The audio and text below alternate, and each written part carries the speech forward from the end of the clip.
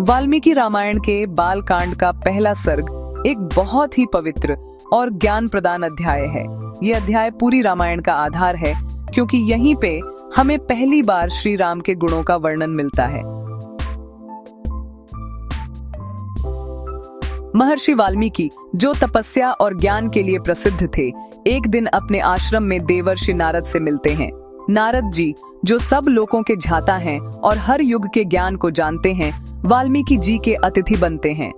वाल्मीकि जी प्रश्न करते हैं, हे देवर्षि, बताइए, क्या इस पृथ्वी पर कोई ऐसा पुरुष है जो सत्य और धर्म का पालन करता हो, जो गुणों में श्रेष्ठ, वीर, दयालु और सच्चा मित्र हो, जो हमेशा अपने कर्तव्य पर अडिग रहे और सबका कल्याण करे? वाल्मीकि जी का प्रश्न बहुत गहरा है। वो मानवता के सर्वोत्तम पुरुष की खोज कर रहे थे, एक ऐसे आदर्श व्यक्ति की जिसमें सब गुण समाये हों।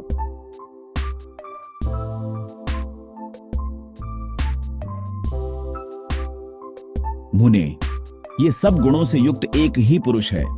अयोध्या नगरी में इक्ष्वाकु वंश में जन्मा हुआ, जिसका नाम है श्री राम। फिर नारद जी उनके गुण और चरित्र का वर्णन करते हैं।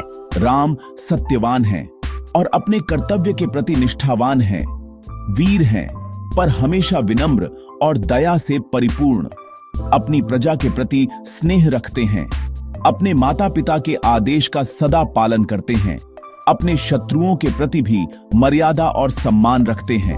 नारद जी कहते हैं, राम वो हैं जो धर्म को जीवन का आधार मानते हैं। उनके जीवन से ही सत्य और न्याय का मार्ग प्रकट होता है।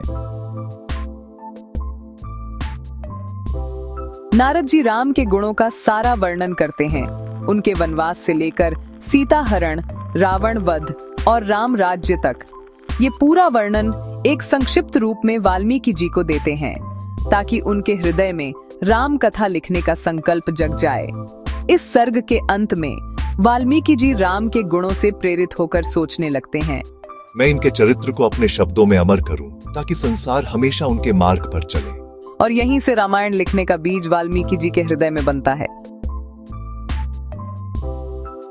इस प्रकार बाल कांड का पहला सर्ग हमें ये बताता है कि रामायण केवल एक कथा नहीं, बल्कि एक आदर्श जीवन का दर्पण है।